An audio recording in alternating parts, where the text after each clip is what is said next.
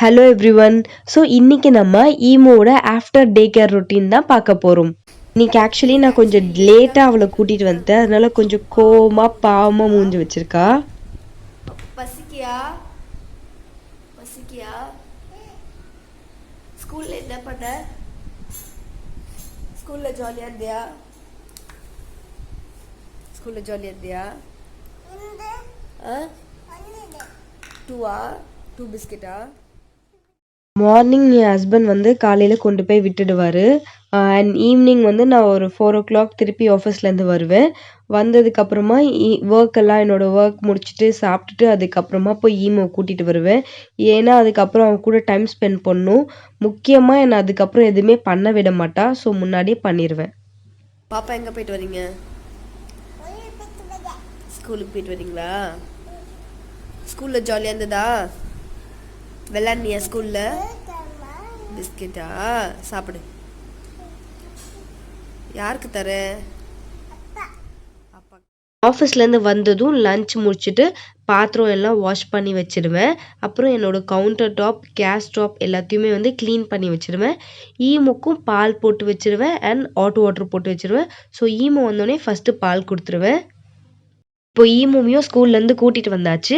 அவளுக்கு இப்போ நான் வந்து பால் கொடுக்க போகிறேன். ஸோ அந்த பாலில் வந்து நான் கொஞ்சம் மஞ்சள் பொடி, பெப்பர் போட்டு கலந்து கொடுக்க போகிறேன்.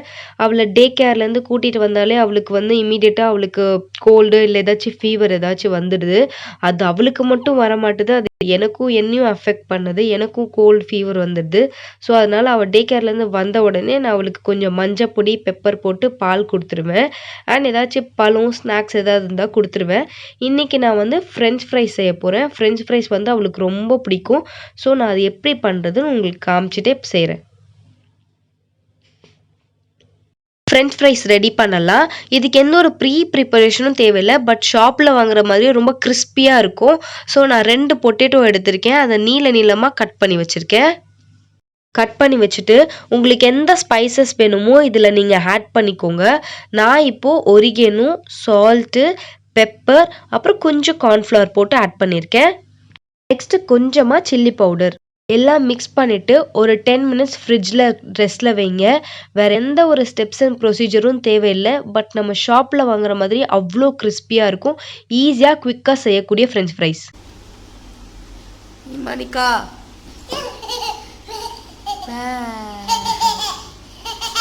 என்ன பண்ணுற? நீ அங்கே என்ன பண்ணுற? போதும் வெளில. வீடும் ஃபுல்லாக பெருக்கி தொடச்சி வச்சாச்சு. இப்போ ஃப்ரெஞ்ச் ஃப்ரைஸ் பண்ணலாம்.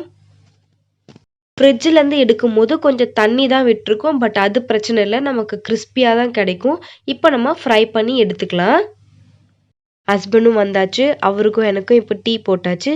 அண்ட் ஃப்ரெஞ்ச் ஃப்ரைஸும் ஃப்ரை ஆகிட்டுருக்கு. ஸோ ஈமுக்கு பிடிச்ச கிறிஸ்பியான ஃப்ரெஞ்ச் ஃப்ரைஸும் ரெடி ஆகிடுச்சு. ஒரு வாட்டி மட்டும் ஃப்ரை பண்ணி எடுத்துக்கோங்க மீடியம் ஹீட்டில்.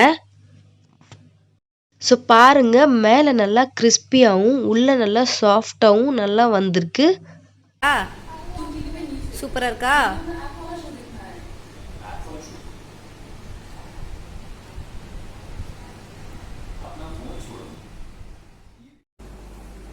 என்ன பண்ணுற பாப்பா?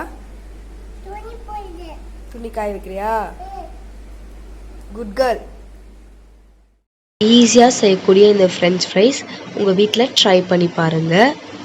டெடிக்கேட்டடாக ஃப்ரெஞ்ச் ஃப்ரைஸ்க்கு ஒரு வீடியோ அப்லோட் பண்ணுறேன். Okay guys, by.